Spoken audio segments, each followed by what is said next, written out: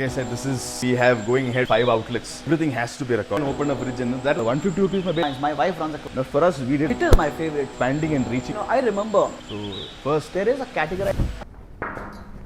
So Shakir, hi. hi, Kumail, welcome. How are you doing, sir? All well, sir. So good to see you Absolutely. in person. Yes. The man behind the entire empire, feeding the entire Bangalore with Thank pride. you so much. Thank you so much, Kumail. Absolute pleasure to have you guys over. Likewise, likewise. We've always, as a college kid, grown up eating empire food, the famous ghee rice, chicken and the dal. What happens behind is something that we want to cover your story with. And how have you brought empire to a level where it is today? And we're super proud of you. The entire concept of Brands of Bangalore is about making us feel that we are so proud of you. Thank you so much. It's an absolute pleasure for those kind and appreciative words. Yes, there is a lot to start with. I think we are a 60-year-old brand. Lovely. And I'm proud to be a third generation entrepreneur leading this organization and this brand. So, see, there's a lot that happens at the back, Yes. right? As my father is always say, everything starts from the kitchen. Why? Because that is the first point of profit that we believe.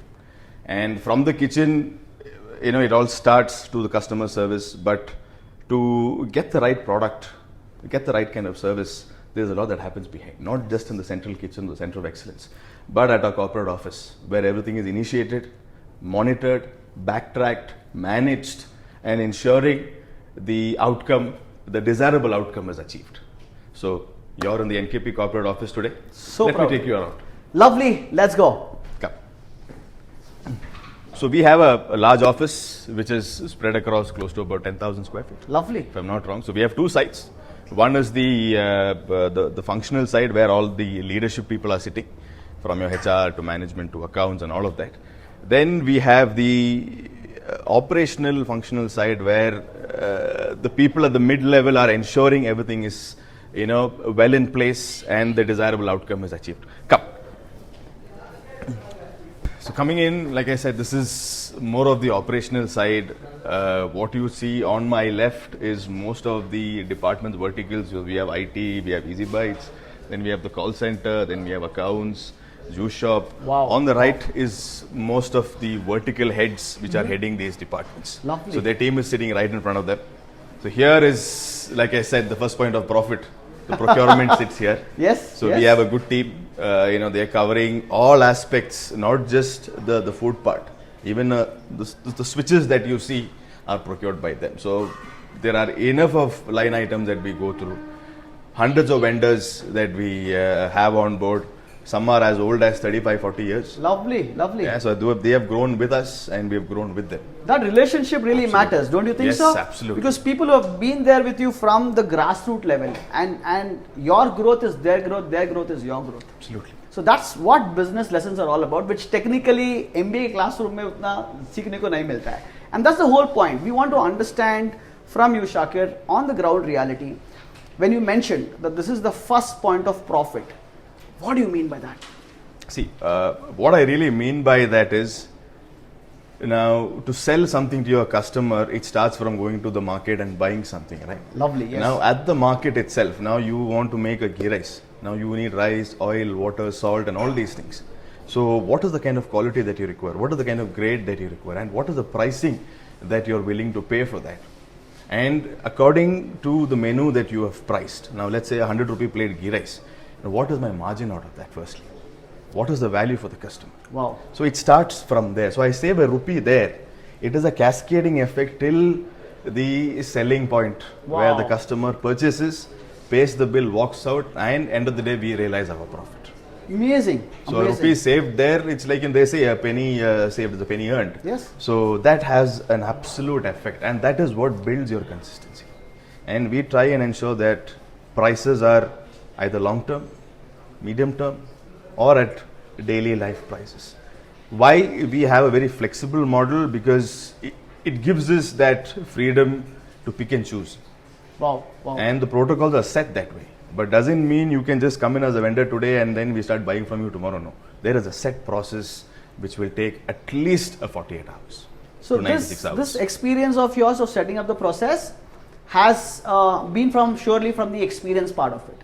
More or less, yes. With the Absolutely. 60-year-old legacy that you Yes, have. yes. I'm sure, probably in your first childhood days, we'll come to that. Procuring a 100-kilo bag was different than procuring a entire factory of rice. So we will come into that in more detail.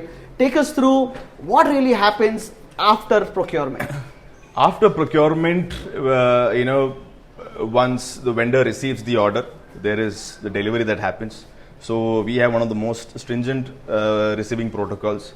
Everything is measured and monitored to the detail. Wow. Like if you're looking at poultry, even there's a slight color change, even there's a 1 degree or 2 degree temperature drop, we will reject. It has to come in at 4 degrees or lower. That It SOP cannot- standard. Absolutely. Because we are a daily fresh delivery Yes, brand. yes. We procure daily, we serve daily. Amazing. There is nothing that is stored for a longer time. We don't do that. So the production is planned well. So post that, from there we have a supply chain logistics, which is delivering all the goods to the respective outlets by the early morning. And from there, if it's a Monday, so today is one of the leanest days of the week. So again, there are production plans at the restaurant also. So once they procure, they receive, they indent, they store, then they start getting into the daily production. After that, service starts. The service team is doing its job. And from here, we have a walkie team. We call the surveillance room. Okay. That is right on your front of you I that can you see. see. I can see that. A program since 2010. Okay. It's 15 years old. Wow. And how do we monitor all of this? It's just 24-hour CCTV monitoring. We have a lot of AI cameras that are involved, Lovely. which even checks if you're wearing your hairnet, if the bain-marie lids are even covered, Wow. if there is a cloth lying on the table. So we've programmed all of this in terms of evolving. Then we use a walkie-talkie system, which covers all the outlets across, whether it's Bangalore or Mysore. So today with 4G and LTE technology, we are able to communicate with our branches rather than waiting for a call or there is network loss. So we directly contact them, and to an extent where we can monitor every table, every order. Wow. So there is a set principle that there's a 15-minute thing, it will be in blue. The moment it crosses the 15-minute threshold, it gets into red. Okay. These guys start, well, why is the delay? Why is this? So there is something that was not followed right, that the delay happened. Okay. So if the SOP of the process is not followed, there will be a delay. So, when we discuss later, the challenges would be how from a people dependent to a process dependent organization will people come. Wow. So it's taken us years, from my grandfather to my father to us now. So I think it's a evolving a journey, and we learn by the day. Lovely. And every day is a new day for us. Lovely. The chores may be the same, what we do might be the same, but the outcome is always different. Amazing. So Yes. there's always a learning every day. Yes, absolutely. Fantastic. What next? So like I said, so this is there. So we have our procurement, then we have going ahead, we have a call center here. Oh, that's the heartbeat, technically. So this call center again started back in 2007. Yeah. When we were just 5 outlets. Okay. And home delivery was just beginning, like your Domino's and Pizza Hut, they had their call centers. Wow. So we started with the call center. This is the one? Yes. So what you see here is, we've reduced the size over time because aggregators have come and taken over. Yeah. But we've retained this. Why? Because we still have a lot of customers who prefer not just tapping on their phones, but to speak to a human being. Lovely. Because they feel that soul is present when we speak to somebody. One thing that, my father and grandfather always believed in was, what's for today has to happen today, right? So if you buy something, if you have to pay for it today, you pay for it today. Wow. So we started back then with a single entry system, then we went to the double entry system. Today we have our tallies and ERPs, which is powering the whole thing, right?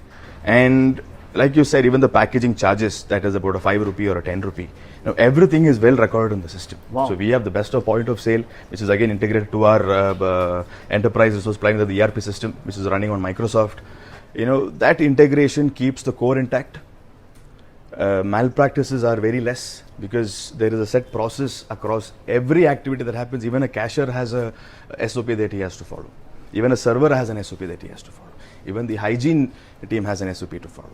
So for us, I think every department or every vertical is interlinked, and this being the core at the top, where it is fueling every activity within the organization. So everybody is accountable. At the same time, finance and accounts is ensuring the daily transactions are well monitored. So we are talking about thousands of transactions, not just in terms of cash. Cash is probably just 5-6% today. That's it? Compared It's to what reduced? 10 years, Wow, yes, compared to what it used to be 10 years ago. It used to be Amazing. vice versa. So today, again, UPI is king. And a lot of malpractices can happen at UPI because you can, as a cashier, you can just give your phone and say, sir, the server is down. Why don't you pay to my number? And we've had these instances. Wow. How do you identify these instances? Having a great system where every number, because, like I said, when it's interlinked from our procurement till consumption, we have absolute track and trace. Lovely. So every kitchen today, if I have to go back to my system and understand, it will tell me how much of food I can serve today with the kind of quantity that is left in my store. So when you have all of that, nothing goes, unnoticed. It will come. Probably within a 48-hour period, it will come to your table. It will be red flagged. So these guys, I think, do a wonderful job by recording every transaction possible. And we are talking about close to about 25,000-30,000 bills a day. A day. Yes. That's into a big number, guys. Thousands again in terms of procurement and various other expenses, then your rental, your indirect, and other payments. So everything is well managed here. So we have the accounts team, finance team, and we have the finance leadership sitting on the other side, which I told you about. So I think, it's a everything has to be recorded for. You cannot even miss a single rupee for that matter. I think back in the days everything was manual, and dad and uncle would ensure that that day's closing is done, the cash is accounted for, even if there is a 50 rupees. So there is a tolerance, which would be 50 rupees back then. Today we keep that to about 150 rupees, 200 rupees. So if there is, and the cashier has to ensure it comes back. Okay. There is no letting go. Wow. So by the end of the month, we have an absolute clarity was what is the revenue, what was the cost of goods sold, what were the indirect expenses, what were the fixed expenses. So you have to the dot in terms of your net profit. Amazing. So today the system does it. Brilliant. So this is the live finance class for all those people in MBA, right? So on the grassroots level, it is so important to monitor that rupee to rupee calculation, Absolutely. as you rightly said, right? So where it was 5 rupees, 10 rupees earlier, cash transaction reducing drastically to only 5 to 10%, and UPI being the king. And then how do you avoid cases of malpractice, fraudulent activities? Yes. Sometimes it could be from the customer, sometimes it could be from somebody who is invariably trying to do something out of it, right? It could even be a system error. Again, which we have to go back and identify. So ensure the customer is, not dissatisfied. Neither are we suspicious about our own team. Yes. So this is how transparent is running a business is challenging. So as a CEO, Shakir, I'm sure looking over the entire operation is not going to be easy. I'm sure. Yeah. But if at all you had to sit in one department and work, which one would be your favorite one? Where we are standing. Yeah, finance and accounts. Yes, this is the money. Absolutely. I think it all starts here. This is where you will get to know if your business is making money, if you are actually providing good value to your customers. Because if you don't make money, you are not in a position to cater the best quality to your customers, right? So this is where I think hats off to all these guys who are brilliant, dedicating 30 years of life, sir. Congratulations. So happy to meet you. Yeah. And what next, Shakir? Nothing. I think we've covered more or less everything. So if I have to get into each department, that can take a lot of time. Let's go in and talk. Wonderful. About your business lessons. Yes. We spoke about finance as well, but there is a space where the brainstorming happens. Wow. Something very new and recent. I wish to show you the boardroom. Oh, boardroom. This is the NKP boardroom. This is done with a lot of inspiration. Massive. This so is I where was inspired when I went to the Coca-Cola headquarters. Wow. That was, I think, 4 times the size. Wow. But so this is probably a miniature version of it. And when we went for that meeting, it was a large meeting. Okay. And the whole of leadership was sitting. So we were talking about 20 people sitting in one boardroom. And that had 2 large screens. And it had Coca-Cola fridges in every corner. And they randomly go and open a fridge. And that was the kind of culture they had. So the culture at Empire is very strong. This is a business that was built on values, principles, morals. Not just on profit. Yes. Right? And we've learned from others. We've learned from the bigger people, the smaller people. What inspired us most was the culture system always.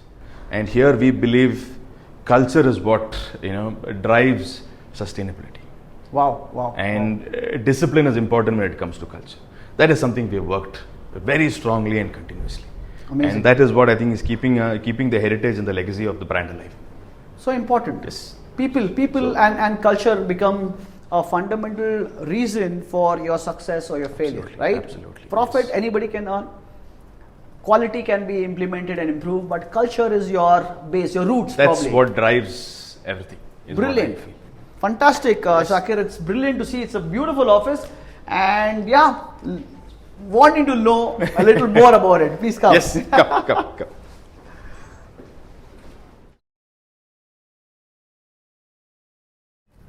Shakir, it is easy to locate an Empire restaurant in every prime pin code of Bangalore, I can say, proudly. More or less, yes.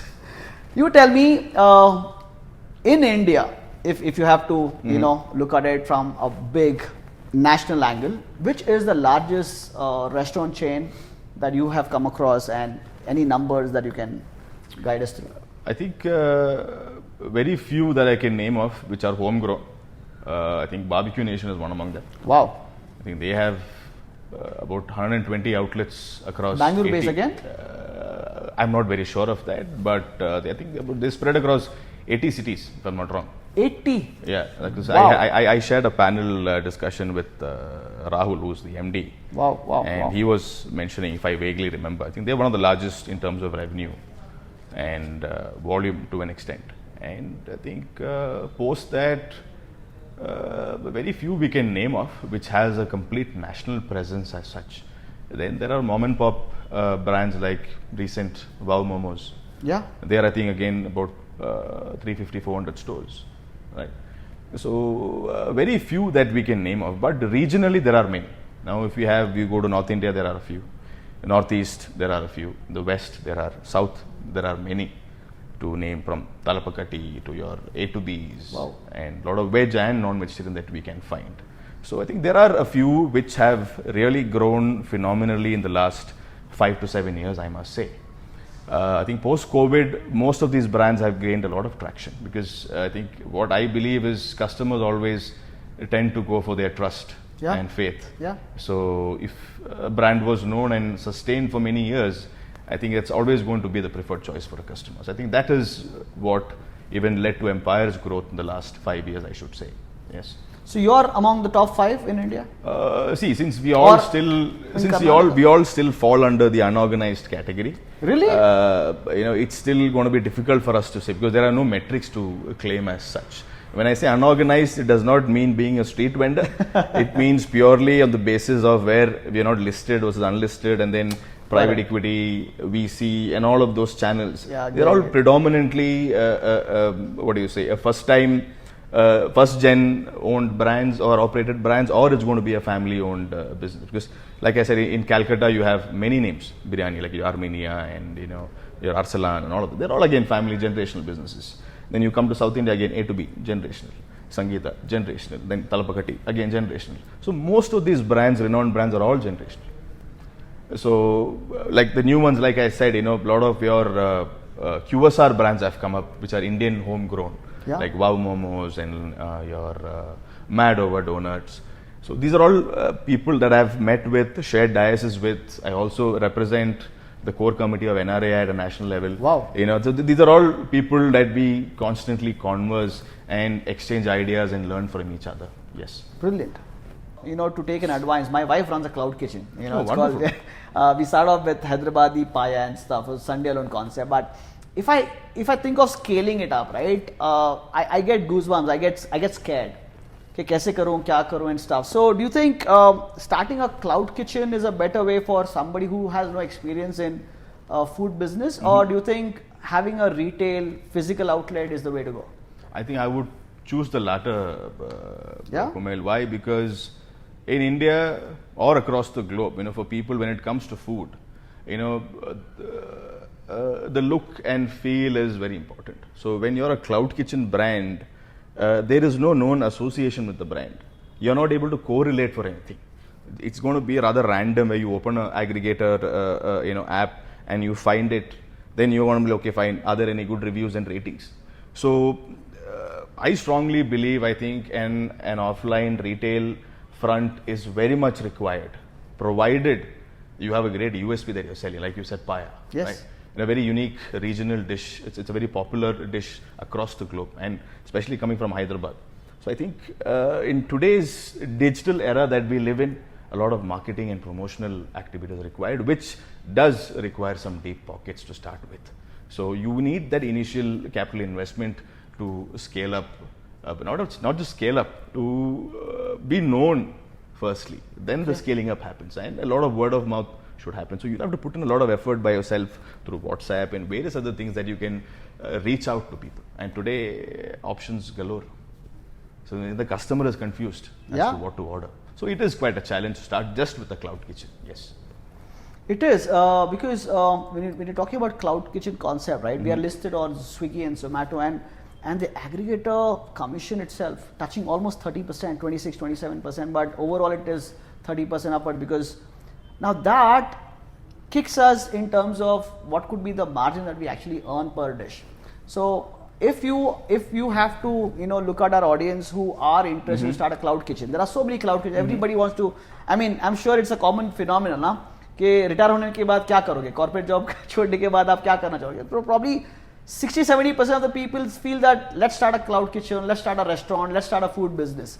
So from that aspect, how can we make this cloud kitchen concept profitable? Because you seem to have cracked that code. Yes. So let me start by saying this. They say don't judge the book by its cover, right? Lovely. So a cloud kitchen business is challenging in India, especially. Now, the 25-30% commission that you spoke about, see, I wouldn't want to contradict against that. Why? Because let's say you start with a paya brand, okay, and you're selling a plate of paya, let's say about 250 rupees. Now, 250 rupees, and you're looking at a 3 to 4 kilometer delivery. Now, there is a certain delivery charge that the aggregator is incurring, right? Correct. Yes. Now, based on that and the kind of expected projected volumes that you could be doing, that is how they set a certain percentage. Now, this starting with the 25 may be a standard threshold for them, right? But what we've understood is, see, we are not paying very less commissions, no. Because why? My average order value is very low. So the commissions are more or less based on that too, because they do not want to be making a delivery at a loss. True. They are not burning anymore, right? So they want it to be justified. So let's say average delivery cost between 45 to 60 rupees, considering a 3 to 4 kilometer. You're selling at 250 rupees, right? Your commissions are about 25%. That is close to what? 50 rupees? 50 rupees. Yeah, 50 rupees. Now 50 rupees, what would be your food cost, your overhead expense? Now since you're a cloud kitchen, you would be incurring very low overhead expenses. But even then, your margin is going to be very, very thin since you're selling at 250. Yeah. Same thing, agar aap 150 rupees mein bech rahe ho, you're at loss. You're at loss, okay. Yeah. So now cracking that model is quite challenging. Like I said, the brand has to be known, has to be associated. For us, we did have that advantage over time. Since we are a 6-decade-old brand, we are a multi-generational customer base, and we always focused on convenience. Correct. So for us, the cloud kitchen was rather a easier way of expanding and reaching out to the larger masses. Got it. But again, it came with those challenges. We struggled in the beginning. Then it took us about 15 months to crack that thing. So today, I can proudly say a 350 square feet cloud kitchen more or less does 50% of what a 4,000 square feet restaurant can do. Wow. Only in online.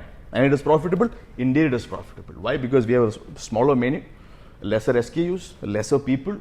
And once the item is done, it is done. And we are not going to be preparing a biryani again and keep, because it will end up as a wastage for us. So we plan it based on a projection. And since we have a history, we more or less know what is expected. And since we are spread across the city, it is rather easier for us to understand the heat map in each area or each district or each ward, which the aggregators share with us. So it's a very detailed thing. I think it can take a class by itself. Yeah, it is. For us to talk about it. It is so challenging because when you see a baker, a home baker, or when you see somebody who is selling traditional food, it is an aspiration for them to make money, right? Absolutely. It's not just about they say that out of 100 restaurants that open, 90 fail in the first 1 year or 2 years. Why? Because the rentals are so high. Overheads, as you right. Today's generation, 1 year is too long. Yeah, really. We're talking about less than 6 months. Wow, COVID. Because you see, there is the working capital earlier that we used to manage was at a certain value for a certain time. Today, that value is more or less tripled. and the time has reduced. Why? Competition, challenges, lot of factors which have bring in a lot of constraints to this. Yes. Very, very valid point, because as you said, the time has changed. Like when I was a college kid, I remember eating a thali for 99 rupees at Absolutely, Empire, right? yes, I remember yes. that, unlimited platter also we used to have, and we used to pick up as many kebabs as possible. But over period, you understand that you'll have to also match the, production, the Yes, procurement, and yes. also live up to that. You can't really, premierize the, Exactly. pricing aspect of it, Yes, because that also yes, plays a very yes, important yeah, role. yeah. So in your experience, Shakir, playing with the price point and the quality has always been a challenge. It's a cat and dog fight types. Yeah. So what has been your strategy that you have learned where you have come to a level ki, yes, this is the cost that I will look at it from the biryani aspect to a ghee rice aspect to a different SKUs that you have? What has been your learning lessons? See, I would want to go back to my grandfather's time Yeah. for this question, because Empire has always been a value for money. Yeah. And their vision was to start a restaurant or food that is going to be very economical, at the same time ensuring the best of quality and hygiene. Coming to the price point, I think we do price hikes or price corrections every year, but it is very minimalistic. Max we would do about 3 to 6% overall. If you ask me, the ghee rice that we are priced today at 95 rupees has not been increased for the last 7 or 8 years there, if I can remember. Now, why we don't do that is, one, we want to keep it very affordable. The same ghee rice that have been selling at the same price for the last 7 years, has it increased in cost? Indeed it has. But how are we managing that? It is the volume game. So for me, let's say a ghee rice that costed me maybe 25 rupees a kg, and the selling price was at 90 rupees, where I make a margin of, let's say, 20% on that particular dish. It has remained 20-25% for the last 7 years. Wow. Now, how did we do that? One, like I said, the procurement, first point of profit, right? The prices have been consistent. One vendor, one particular version of rice coming from one particular area of the country, and we've been consistently using that. And each time we add an outlet, it is increasing the volume every month. So we have a better price bargain. Second, the costs are very well optimized, because overall, when we look at a fixed cost for the organization, each outlet that we add and that brings in a profit, it adds to further optimization for me in terms of an overall profit. So ghee rice being a very critical dish, signature dish in terms of volumes, in terms of profit, in terms of value, yes. And right now we are facing a major demand and supply issue with rice in our country, and ghee rice prices for that 1 kg shot up close to about 250%. Wow. But rest assured, ghee rice on the menu remains the same. It is my favorite too. Yeah. You get my point? So I remember, being a Bangalorean by birth, studied here, lived my life here. Empire is every student's, every working professional's go-to place. Yeah, because the food is instant, you know what the menu is. But there are so many other restaurants that have always been there too. But what do you think you got that success secret formula for you to crack this code? Because there have been so many traditional family-owned restaurants which are not, probably they're still there, but they've not expanded the way you guys have. Yeah. What is your secret story? I think, one is to have a process-driven approach. Secondly, you need to have a great team that is loyal, trustworthy, and capable of managing that scale. And again, opportunity, of course.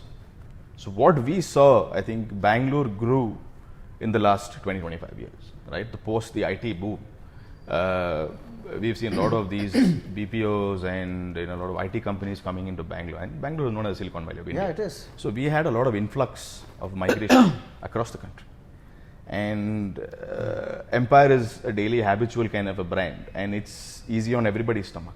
If we are not very authentic, we call ourselves to be original. That's why the tagline says "Taste of Bangalore." Yes. Right. Yes, So yes. when you say Empire, it is always associated with Bangalore, right? So we are a culture embedded brand. We are not we wouldn't call ourselves to be a go-to place. This is like the second home, right? You're passing by, you're hungry, you have a meeting to get to from here. Let's say you're from Fraser Town, you're going towards Majestic, or you're going towards Electronic City. right? It's a 1 hour drive, and on the way back, where do you have your meal? You happen to pass by an Empire, you're like, boss, parking is there, we'll just go quickly get a meal. 40 minutes, I'm out. And why? Like you said, you know what you have to eat. You know what is going to cost you. You know how much time it's going to take. So that's what gives people that assurance, that confidence to dine with us or order from us. Wow. Yeah. Amazing, Shakir. With this point, there is a categorization of restaurants, right? Then you've got 5-star, Michelin star, then you've got QSR concept restaurant, then you've got fine dine, then you have luxury. What category do you put Empire? I think we would call ourselves to be more of a casual dine-in, very casual dine-in, not even fine dine, because neither a QSR, neither a fine dine. So we fall somewhere in between, because like you said, it's more of a convenience factor. So our restaurants are designed in such a way, the kitchens are designed in such a way that the turnaround time has to be not less than or more than that 40 minutes. So we look at an average turnaround time of 37 minutes per table. Wow. But yeah, of course, customers are allowed to sit for how much. But average person who comes, or a table that moves, is 37 minutes. Now again, to answering your previous question, why the other brands haven't expanded. Yeah. One, they did not invest in tech. They did not invest in systems. They did not believe in people. And they did not have data to make those decisions that drive your growth. So when there was an opportunity, they probably failed to take that opportunity. I think we had a great team to work with us. We had a great discipline or a culture system that even with scale, it would still sustain. Wow. So like you said, that fear of expanding or scaling, see, it's a natural human instinct. And the brain is designed to keep you safe. Right? So you want to keep your business also safe. And probably you don't want to let go. And to scale, what you have to primarily understand and do is let go of control. If you're not willing to let go of control, so when we opened restaurants, let's say 50 years ago, there were many other restaurants which are not even existent today. Yeah. What happened? So that transition did not happen correctly. Probably they did not plan it well, or they were not willing to take that risk. Can it also be a reason that, say for example, you are the third generation running Yes. Empire. Your interest is in food and building this company to a next level. It could have also been a reason that probably the traditional hoteliers or restaurants and their children were not interested in that business. Probably they went abroad, they became engineers, or they probably get into God in some other business, absolutely. right? So, if I have to ask you, what made you be a part of Empire? If not Empire, if you wouldn't have been the third generation or not into that lineage, what would Shakir be known as? Kumail, I think I don't know what to say. To start with, I would say the Empire was built before I was born. But what I believe is, I was born to take Empire to the next level. I love that. Right? So I never thought of anything else. Wow. Neither can I think of anything else, because as a child, I've always admired my father, leaving home at 10:45 every morning, coming back at 4:30, taking his afternoon break, going back by 8:39, coming back late in the night. So that discipline, that consistency, I was inspired always. So if you ask me, who's your first role model? My father. Second, Ratan Tata. Wow. Why? Again, that was a business built on values, not on profit. So our first core value says people before profit. People before profit. Yeah. So I was always inspired by that people service. Wow. So I would be in the people business again, if not in the food business. But I can't think of anything else. I think I was born to do this. I was chosen to do this. This is what I believe. Proud of you. I mean, this is what Brands of Bangalore stands for. It actually wants to tell stories that we are proud of. And we are so happy that even you have that tagline saying that you are a brand of Bangalore. And we are so happy and proud that a brand from Bengaluru has international recognition. Yeah. Do you recall of any customer experiences with celebrities or anybody who has actually been the best customer experience that you might want to share with us? And even the worst, probably. Yeah, of course. See, we believe in excellence, right? At least I believe in excellence. Yeah. And anything that we do has to match excellence. Yeah. So we've had, I think, the best and the worst So every day has been a great learning for us. So Yeah. if I have to remember to start with my worst, I think it was in my early days in 2009 when I started my career in the Fraser Town outlet. And it was just about 2.5 months into me being there. We had this. How old were you? I was 22. And what was your first job in Empire? My first inspiration was not in the boardroom, it was in the kitchen. My first job was to stand as a supervisor and under the receiving in the morning, opening the restaurant, ensuring the staff was there until 3 a.m. in the morning by the closure of the cash register, and then I used to go home. Wow. I learnt it the hard way. Otherwise, like I say, if it's easy, it's not fun. That's what we always were taught. Yeah. So, with all of that, there is a lot that, that customer that I was talking about was a lady. And she came in, she was trying to place a takeaway order at the cash counter. And this gentleman at the cash counter probably was not very responsive enough, or rather very rude to her, and she lost it. She lost it, and I was in the kitchen, which is about 20 feet away, and I could hear something breaking. So what I saw was he had picked up the telephone that was there and threw it at the cashier, and that he missed it. He ducked and he went and hit the glass that was behind. The customer threw it? Yes. So she probably got really irritated. Probably did not feel very nice the way he spoke. And so that was quite a very challenging, and it was in public view. We were on a Saturday afternoon. The restaurant was full, and there is no way you could grab that lady and pull her out. First things first, we called the police station. So and fortunately her husband was in the car trying to look for parking. So by the time when he also came back, even he saw this, and she explained to him. So by then I luckily had my father who was just stopping by. So he came in. And I was rather new, I did not know how to do this. So he came in and he assured, first he apologized and said, "Ma'am, do not worry, I apologize from the cashier's thing. I am the CMD of this company. What can I do to erase your, dissatisfaction?" He was still going on. And the husband said, "Sir, thank you so much. But I assure you we will come back. But right now, let me just leave from here." So that was quite disturbing. And, that taught me a great lesson in how you treat people, whether you're a customer or somebody who's coming and asking for some charity, or even trying to inquire something, or even say, "Boss, can I use the restroom?" How you respond is what matters. So that excellence factor was not missing in that cashier.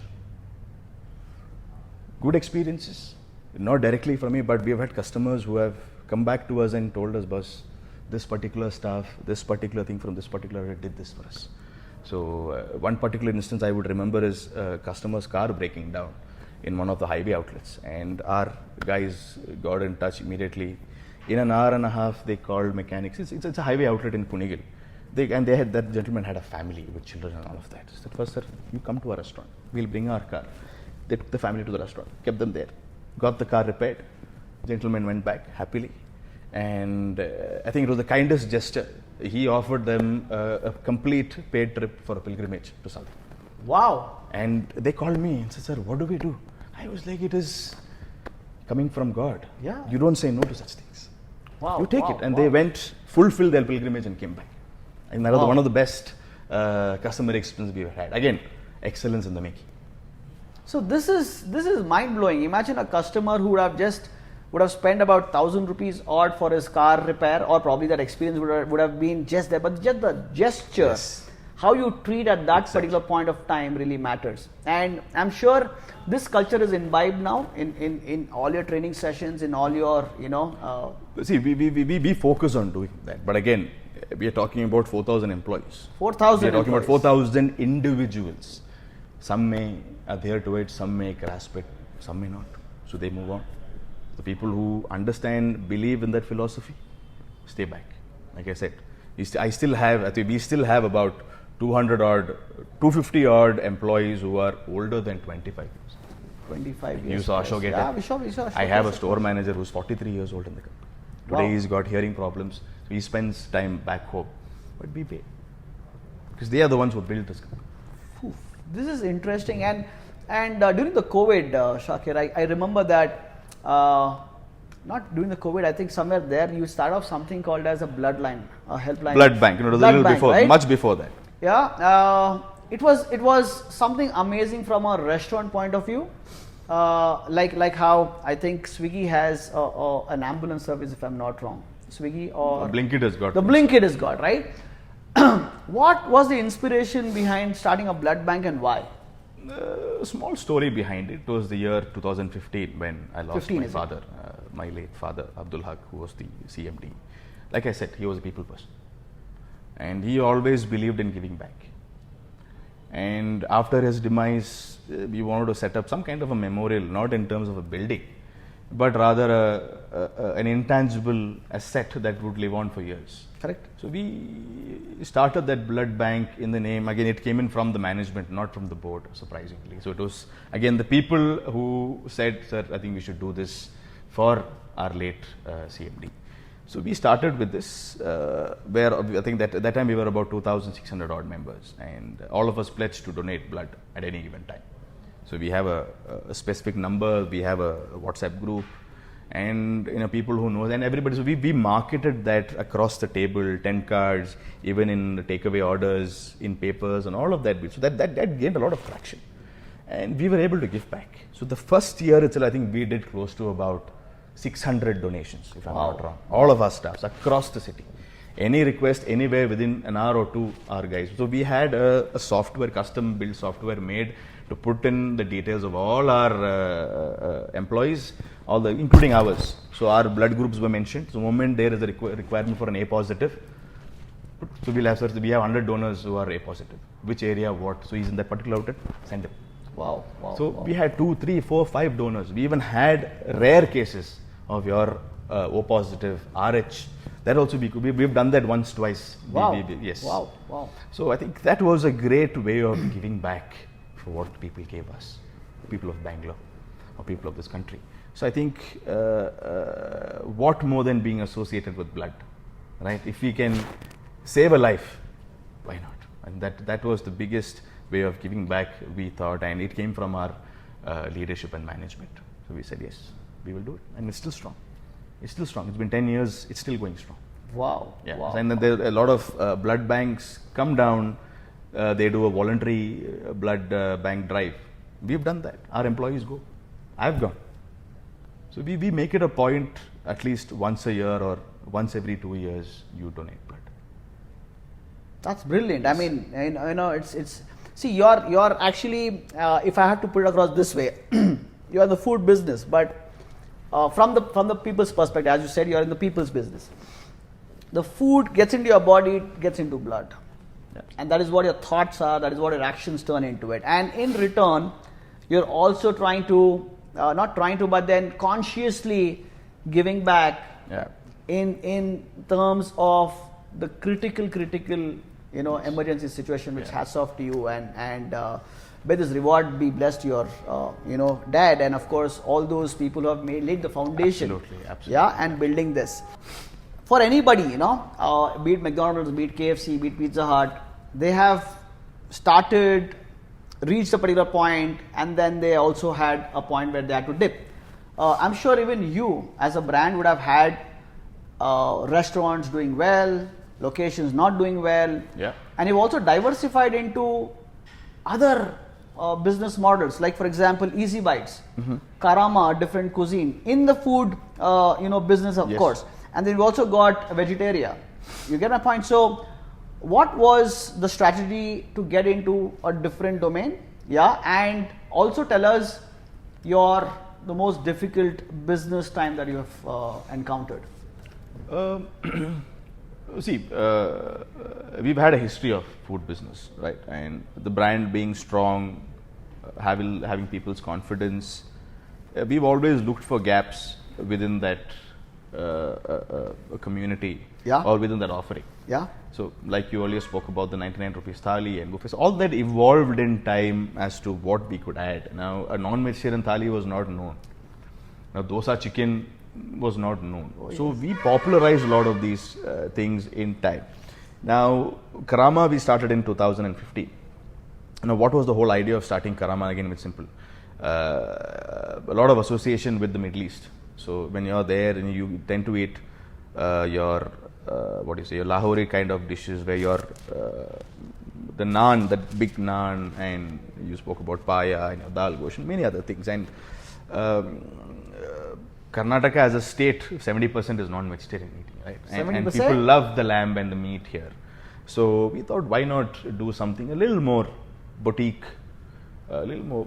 We wouldn't want to say premium because we didn't want to price it very high again, but a different setup than Empire. Empire is more of a daily kind of a thing. We want to give it more experience. So that's the whole idea of Karama. Now, what does Karama mean? Karama means dignified in Arabic. Wow. So we got that name. So we had a mix of your North Indian dishes, a bit of your Lahore dishes, a bit of Arabic. Now these were all cuisine which was trending back then. And everybody was trying to do a mandi. Not many people got it right. So we had somebody who knew mandi really well. We started. Now again, it was rather not very challenging for us to start because again, we have a network of distributors, vendors, suppliers, chefs, all of these things. So we went to Delhi and Bombay to eat in multiple restaurants. We, recruited a few people from there, and we did a trial for close to a month. And Dad was there at that time. That was just before him passing, and he approved of it. So he always wanted to bring that big naan to Bangalore to give it to the people here. It's like, our people should eat all of this. So that was the whole idea. Again, there was a gap, and we had to fill that. So we found an opportunity. And we did not expand Karama as to why. I think we were more or less focused on the Empire expansion as such. Yeah. And Karama being very niche, we thought we'll leave it kind of exclusive. We did have the second outlet, but in COVID, we shut it down. Easy Bites, again, a very interesting story. I think it was the year 2017 that we started. So we did about 6 months of trials. Why again? We saw a huge gap in that QSR wherein there was no mom and pop brand. There was no local brand that was there. It's only your KFCs and your McDonald's and your other brands that were there. And they were all doing, frozen and as per their own practices. But that probably did not go well with our Indian consumers. So they've had their bad situations as well. So they were quite losing trust. And the fact that people know Empire being a daily fresh delivery brand and, chicken is procured every day and from the best of vendors, we follow the best of practices. Even today you can see all our restaurants have live kitchens demonstrated. There's a TV that shows the live kitchen, right?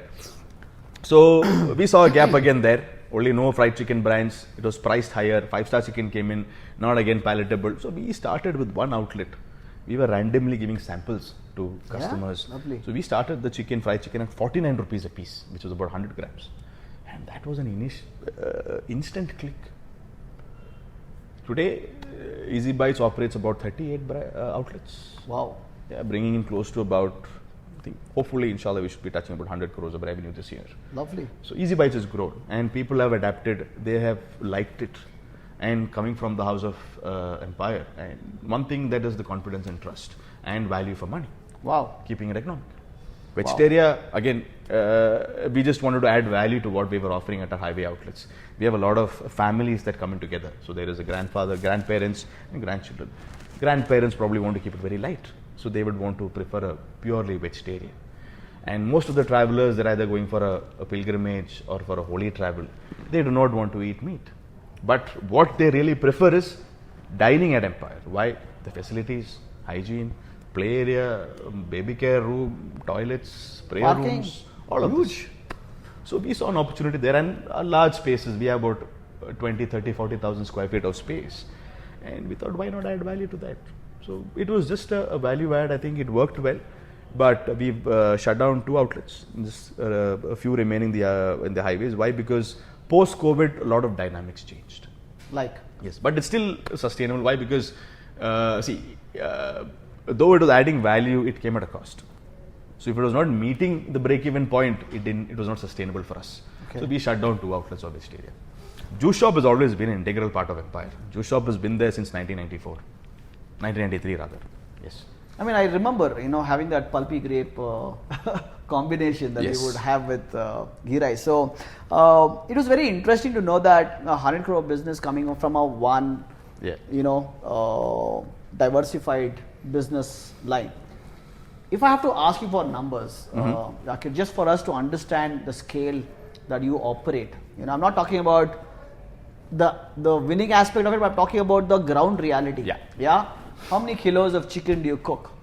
What is the standard requirement per kitchen? If you can give us some numbers so that we could Yes, also... I think we've also evolved with time, and the volumes are quite large. We're talking about tons every day. So poultry can go into tons, vegetables go into tons. So we are looking at an average output or throughput from our central facility somewhere between 18 to 20 tons. That is including everything. Okay. Except for your supplies and packaging. Okay. And restaurants, we categorize our restaurants based on the revenue generation and based on the model. Now there we have kiosks, we have cloud kitchen, we have full-fledged restaurants. Now in that we categorize into three various categories. Why? Because the revenue aspect. Now we cannot be looking at the same cost at different revenues. So that keeps changing. Now each outlet, if it is like a Koramangala, we call it being in the king category, much larger. Now there is certain revenue. So you cross that threshold, you go out to the king, queen and jack. It is just for our ease of categorizing the whole thing. King, queen and jack, is it? Yes. Okay, so we have full-fledged outlets, kiosks, and there are certain cloud kitchens also which fall in the king category. Wow. Yes. Wow. One or two to name. And each location or each area has a different dynamic. Now there are certain restaurants like Koramangala sells the most vegetarian in an Empire outlet. Like your gobi Manchurian and your paneers and all of that. Oh. Yeah. Why? Because we have a lot of concentration in terms of North Indians who prefer your dal and paneer and all of that. Though it may not be, they may not be purely vegetarian, but they prefer it to be from a safer place kind of empire. So Koramangala sells the most vegetarian. So when we have those months or those seasons wherein people are practicing or abstaining from eating non-vegetarian, they do prefer, and we don't see numbers dwindling. We see our vegetarian options selling higher. Wow. Okay. Yes. So and we started with our own mineral water. So as part of diversification in, I think, mineral water plant, it is not of diversification, but rather we were looking at integrating the whole organization. So we look at horizontally versus vertically. So horizontally is where all your tech and systems and your backends and all come to meet. So with center of excellence being, I think horizontally we more or less work integrate everywhere, even with supply chain and logistics.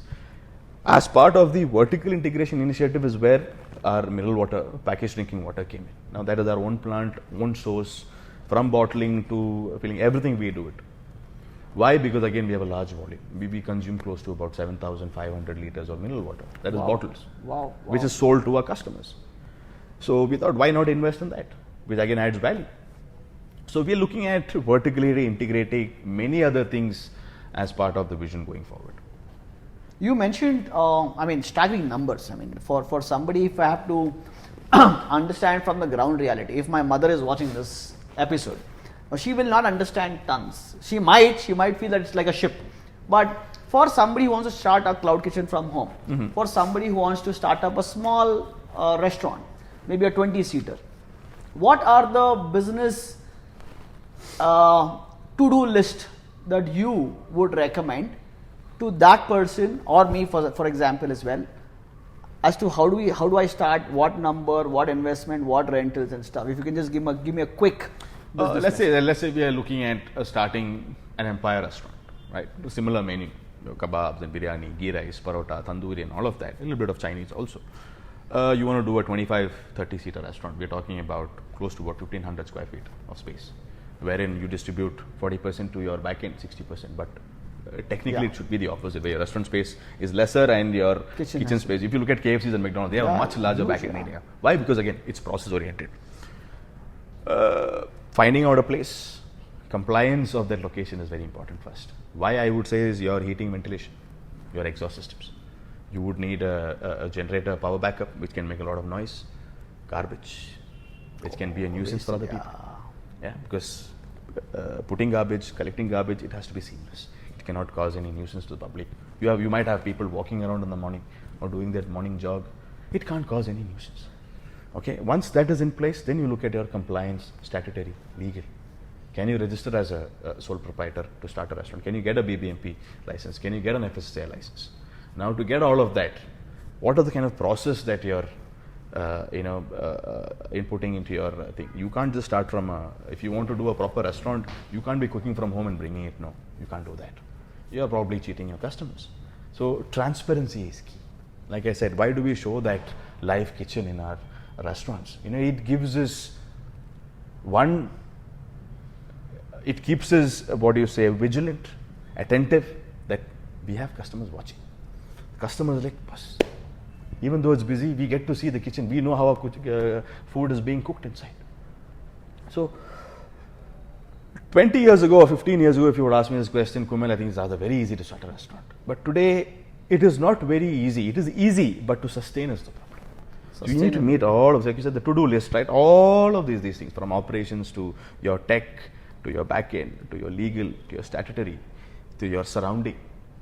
How are you contributing to your ESGs, right? So you need to be rather flexible, open to change, open to accepting what the reality is and how you can go about it. Again, departments, bureaucracy, it's a chain of, it's a cycle of events. So it does take you that 2-3 months to set up, then finding the right kind of vendor who can set up your restaurant for you, procuring equipment. This is a lot that you'll have to do. So you need to probably understand and learn how to set up a business. Today, even ChatGPT for that matter can give you everything in seconds. Yeah. So it is a full-time job. Back in the days, like you said, everybody who's retiring was like from the IT company, I am done working, chalo restaurant kholte hain. Like I said, don't judge the book by its cover. Jo bahar dikhta hai, no. The back end part is quite, a place to be. And for me, I would say it is very rewarding, at the same time, very, very challenging. So getting into a restaurant business, probably need to think twice. You can't do it as a side hustle. No, restaurants are not a side hustle. It is a full-time job. It demands your attention. Why? Because you are the soul. Wow. People come to your restaurant not just by looking at the name, by who's behind it or what's behind it. So if Kumel is starting a paya restaurant, are they going to eat Kumel's paya or they're going to the ABC restaurant to eat some paya? No. So when they say today, Empire ka ghee rice kebab khayenge. So that ghee rice and kebab has the identity of Empire. That takes years. You could be an overnight sensation. But how long will you survive? You have a lot of these chai walas who came and became overnight sensations. Where are they today? Yeah. So we need to be realistic here in this business. I totally get that. I mean, I'm able to relate to it. Why? Because I've been doing that over the last 5 years, and the fear of should I get it full time? Because as you rightly said, I also believe that it's not a part-time job. Yeah. You have to be dedicated. Yeah. It's not just 9 to 5. 9 to 5 job is easy. Restaurant business is not that, right? Yeah. And it's mostly about 17-18 hours or plus. Easy. And it might change your patterns, your lifestyle, and so on and so forth. But all said and done, let us talk a little more about your personal vision. Mm-hmm. Yeah. We are in 2025. We're also trying to understand what could be the goal for 2030 and where do you see Empire in 2050? Interesting. So when this year started, I think in January, we put forth a Vision 2030 document. Wow. And what is Vision 2030? See, there are numbers and targets and all of that, but all that falls as a secondary thing for me. Here, Vision 2030 is all about the cultural and structural shift that we would be bringing in the name of excellence. So, phase 1, phase 2, we're looking at expanding aggressively across the state and also outside the state within southern India. Also looking at completing most of our vertical integration that I spoke about. Yeah. Right? From middle water is done, we're looking at an agro aspect, we're looking at poultry, various other things wherein the whole front end and the backward forward integration happens. Okay. So we are a self-sustainable business. Could even be packaging that we're looking at. Why? Because we're using lakhs of packaging products every month. So Vision 2030 is all about that. By 2030, we wish to achieve a certain level of volume, be present in a lot of geographies, have multiple diversified business which are complementing the whole food business and its brands, launch more brands going forward, explore global territories where we want to take it forward. Why? Because today supply chain logistics, with center of excellence being there, we have absolute IP control. Like most of our dishes that we spoke about, Yes. from ghee rice to kebab to dal to the gravies, all are IP control. So the facility has an complete IP control today, and it is protected. Not everybody can replicate the dish that is available at Empire, maybe to an extent, but not the exact same thing. Even the people present within the facility only have very little bit visibility of what actually goes into Wow. that. Wow. So it is very protected. It is completely, process controlled. Yeah. So I think Vision 2050, I think from 20 years later, what Empire could be, a little early for me to say. Today, like I said, we are in a digital era. 25 years is way ahead. We don't even know what kind of a technology is going to be there. Today, we are dealing with AI. Now, AI in our business is very minimalistic. Not at the customer front, but at the back end, in terms of tracking, in terms of monitoring, in terms of getting in intelligent reporting from AI, identifying gaps within the systems. That is where we utilize AI. For customer, I think to an extent of customer preferences, or helping the customer decide to order quicker or faster, Wow. or what Yeah. he feels like eating. That's where I think AI can play. So Vision 2050 would rather be a longer period for me to think of, but I'm very clear about Vision 2030 for sure. Great insight, Shakir. It's a great case study for all of us, especially for me, right? I would really want to. I mean, everybody talks about achievements and success stories. Of course, you've lined up. I mean, I think this place is not sufficient enough for your achievements, but these achievements would not have been possible without the challenges, the problems that you would have faced every day. And food business, there could not be a single day where you wouldn't have got complaints of, right? Absolutely. So please tell me, what are the daily challenges that you really spend more time on solving, and how do you solve it? See, firstly, as CEO, what I believe is I'm responsible for only three primary things. One, to have a strategy. Okay. Second, resource in terms of people. Third, most important, finance. So these three things are important for you to run on a daily basis. Yeah. Okay, starting from operations, where people management has to be there. Like we have your duty rosters, people who are monitoring all of this. So from people to things reaching on time, from the central facility to the outlet preparation. So let's say 11 a.m. is the time for you to start. The kitchen should be open. My online orders at 11 a.m. should be open. So the portals have to go live by 11 a.m. If it doesn't go, what happens? So now for me to deal, that is a micromanagement issue. But there are times when I get into it's always not only about strategy that we look after, or my macro. No, we get into the micros, we get into the macros, we get into the strategy, because we play a role of owner as well as a developer. Now, what is the owner responsible, or is responsible for the outcome? As a developer, what are you doing? Are you creating systems that is adoptable or adaptable by people, which can get you that outcome? So we play multiple roles. So daily business challenges can happen from people, from product, from procurement, to an extent even garbage collection. Wow. Sometimes gets delayed. Customer issues, orders missing, the food was served cold, this is not tasty, this is stale, this is that. So there is a mechanism which is in place for us to address all of these concerns. There is a set procedure that we go through. Now, without these SOPs, you can't sustain, right? Now, first, entrepreneurship, what is it about? It's not just a Pinterest code. No, it is not. It is about discipline. It is about systems. It is about how you calculate an outcome. Yeah. And when you say what is rewarding in this business, it is that satisfaction that everything is in green, no red flags.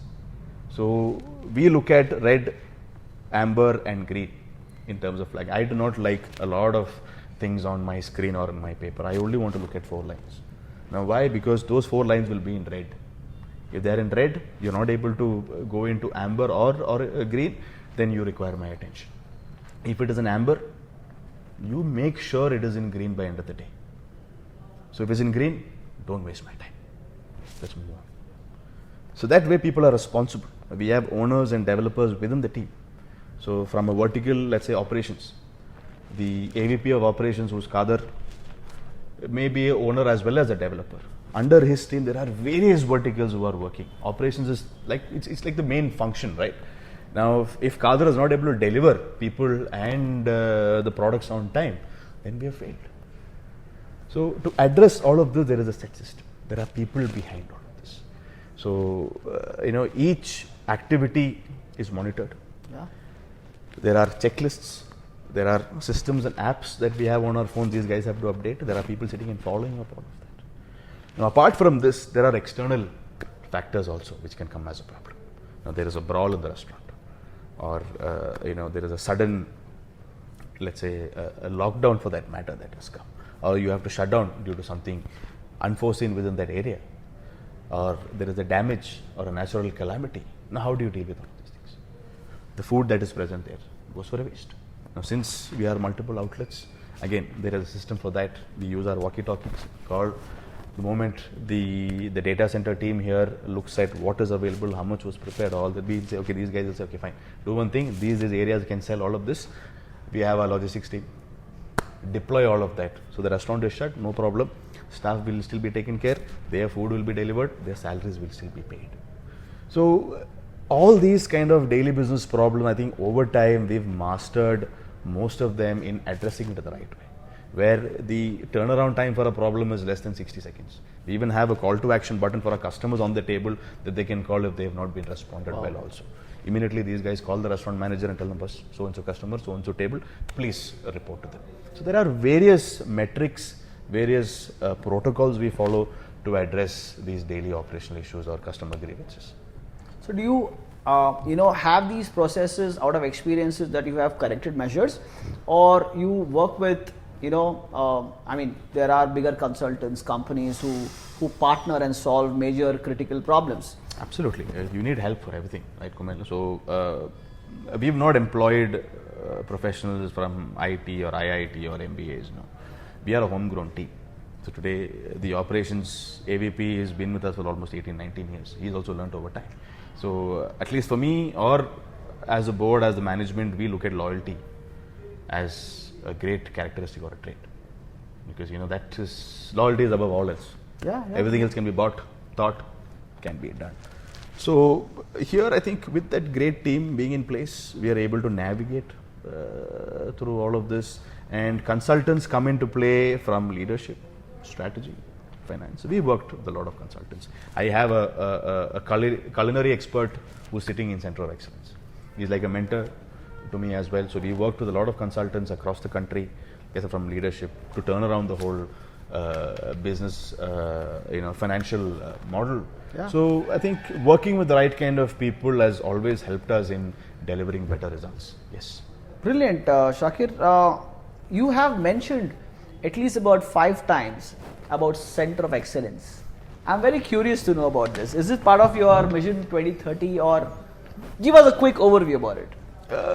See, Center of Excellence is more or less a philosophy, right? And it was an inspiration that I wanted to put forth the Center of Excellence. Like your Haldiram's has got. There are many brands who have centers of excellence. So what does excellence do? So that center basically has everything that is required as a back-end setup to fuel the whole demand of that business or the growth and all of that. And with this Center of Excellence, we were able to streamline a lot of our back-end operations, get absolute control, consistency in what we are delivering. So Center of Excellence does not make dishes, rather it's rolling out products. So the vision of NKP Empire is to be a global food company, not just to be in the restaurant business. So we have a story to tell, 60 years. The product, it is a product, it is not, the chicken kebab is not a dish today, it is a product of Empire. So rather than serving it on your plate, inshallah we look forward to serving it in a packet, like a ready to eat or ready to cook. Wow. So Center of Excellence today fuels everything for us in terms of a back end. It gave, that was, I think Center of Excellence was the only reason that we could plan a Vision 2030. Because we're talking about growth, we're talking about scale. How do you do all of that without a great back end? So today, from a dedicated butchery to a veg processing area to a hot kitchen to a complete store to an IP control, and all of this is completely track and traceable via our double IoT4 system, custom built. So we place a procurement order, it reaches the facility the next day. Rejections, we have thermal cameras which detect the temperature. So there is a 3-step validation for every step. So if there are rejections, it is rejected. Even for the smallest thing, we reject. And the vendors took about 6 months to comply. They're like, suddenly Empire has changed. Yes.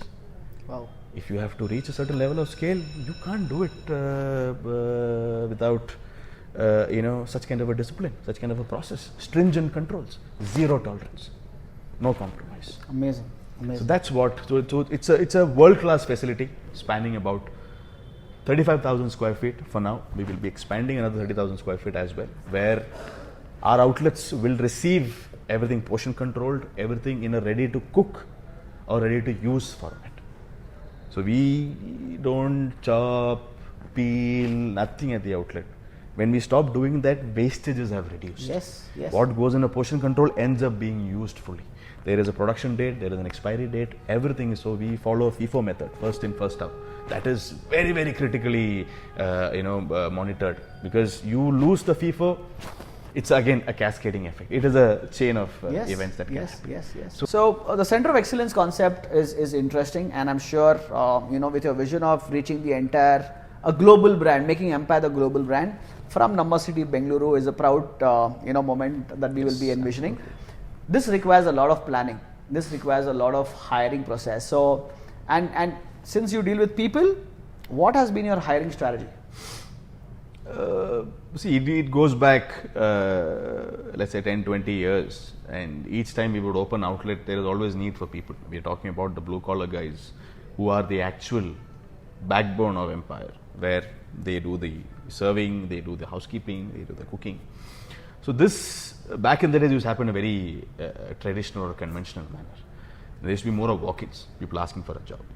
Then eventually we used to go to stations, railway stations. Yeah. Like, we used to get these flock of people coming in asking for jobs. So we work with agencies who tell us, "Boss, ye gaadi mein itne log aa rahe hain."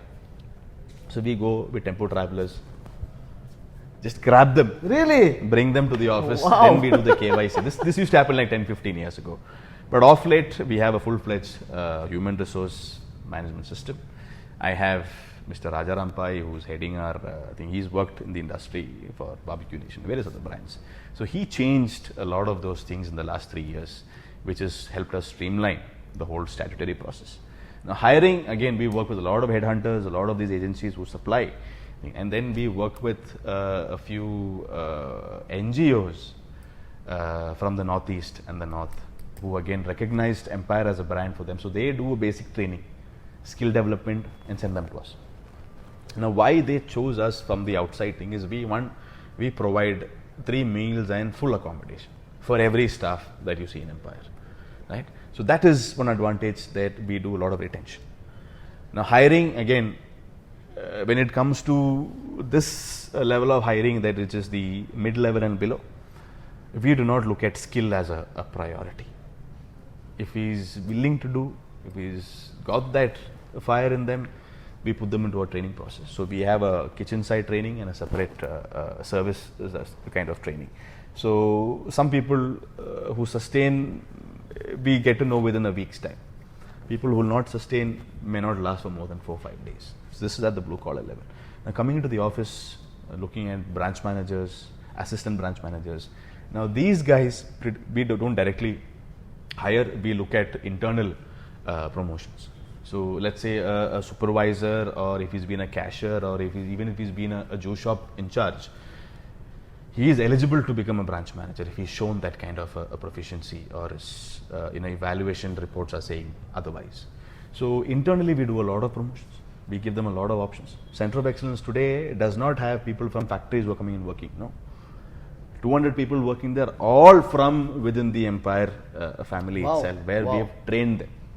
So today, people like Shaji and Ziad and all used to be working. Ziad, who's my store manager at COE, was the branch manager earlier. He said, "Sir, I'm not happy here. Can you give me something else?" So we gave an opportunity. 18 months and he's doing wonders. Way better than what he could perform as a branch manager, because he used to be at the lower level in terms of a branch manager. But today he's found excellence in what he's doing. And for critical positions like today, we have a lot of interns working with us. Wow. So I was fortunate enough to go to multiple universities and give a speech. And with that, universities requested, sir, can we have the option of interning our students with your?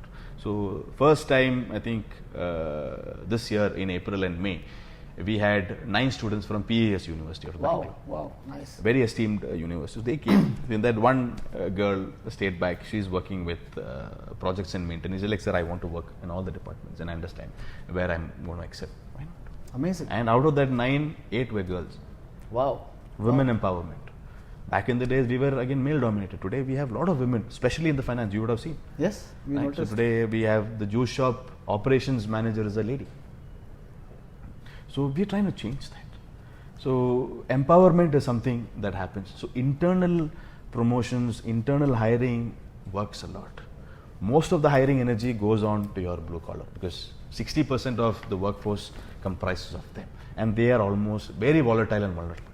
So our eyes are always there.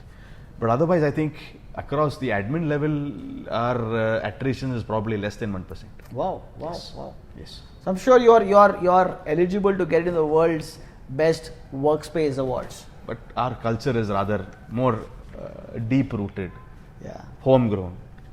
So though we like to call ourselves more professional, but at the same time we are deep rooted in our value system. We are still known as a traditionally family owned business, and I'm proud to say that. Brilliant. I think, I've got my checklist done. Most of the questions have been answered, and it's a great case study, especially a learning lesson from me, because not just from the academical perspective, but also from the real life, on the floor business, especially from the CEO of Empire Group, which is your NKP Ventures, right? Now, before we could end, we've got some amazing rapid fire questions. Just to stop you there, Kumail, to add one thing, Yes. If I have to tell you, what is that achievement or for the brand that we want? One is how can Empire be a great place to work for everyone? And as a family-owned business, without even going public or raising that kind of an investment, we will be able to stay true to our roots and things like that. So that is something I always look forward, and it is the people who can bring us that. True. Yes, Absolutely yes, true. yes, And absolutely.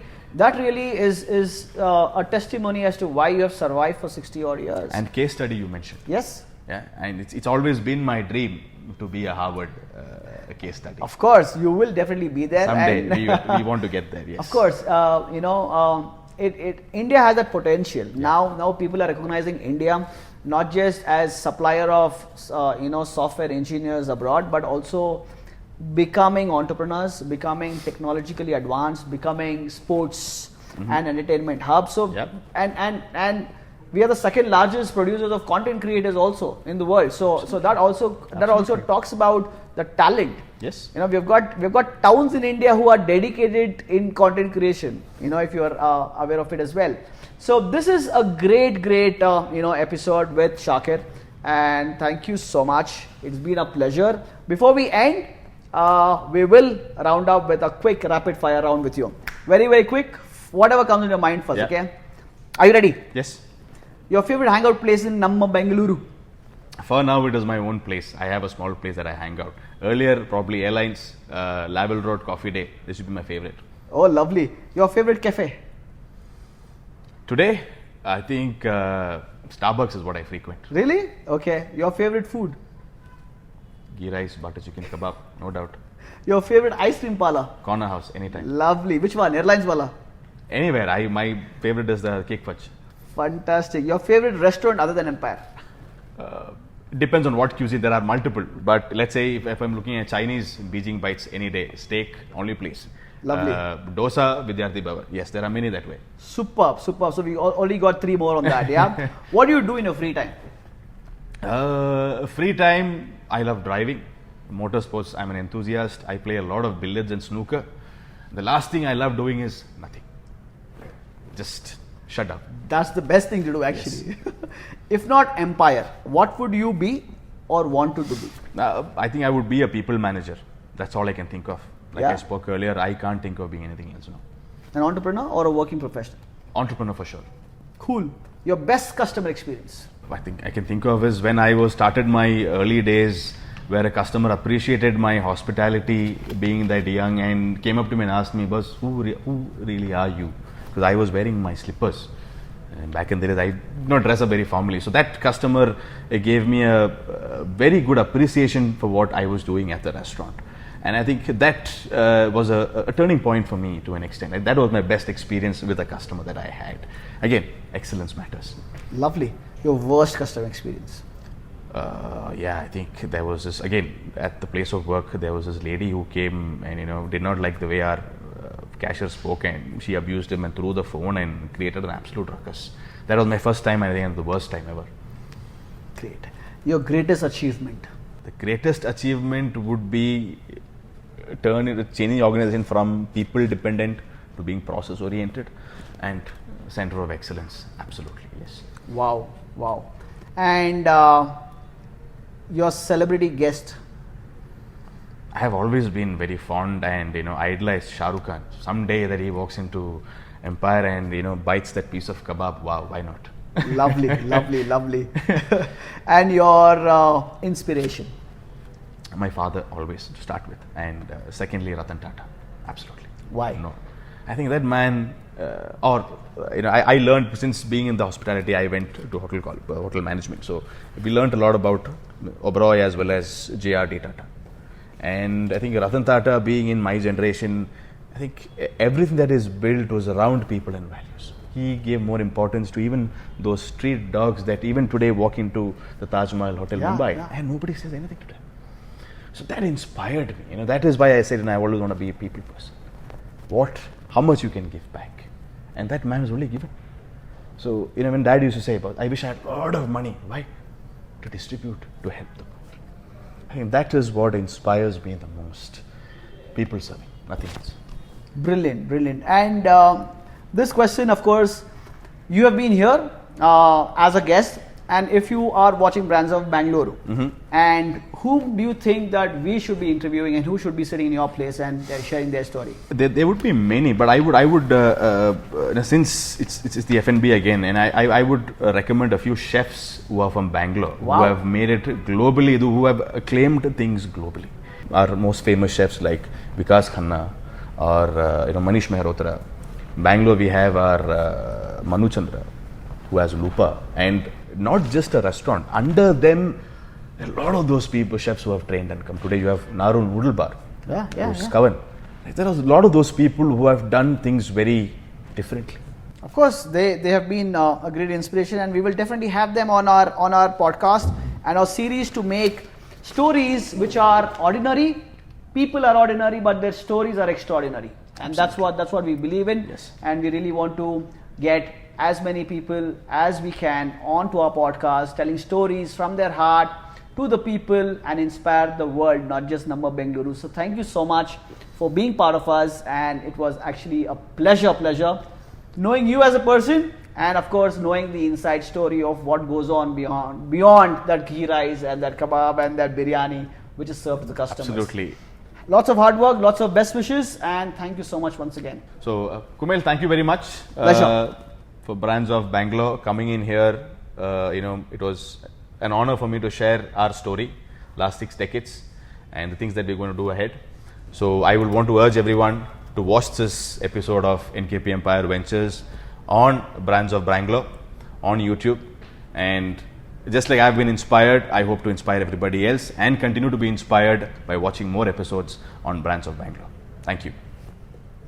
Great. Superb. Brilliant. Hey, Sakapa.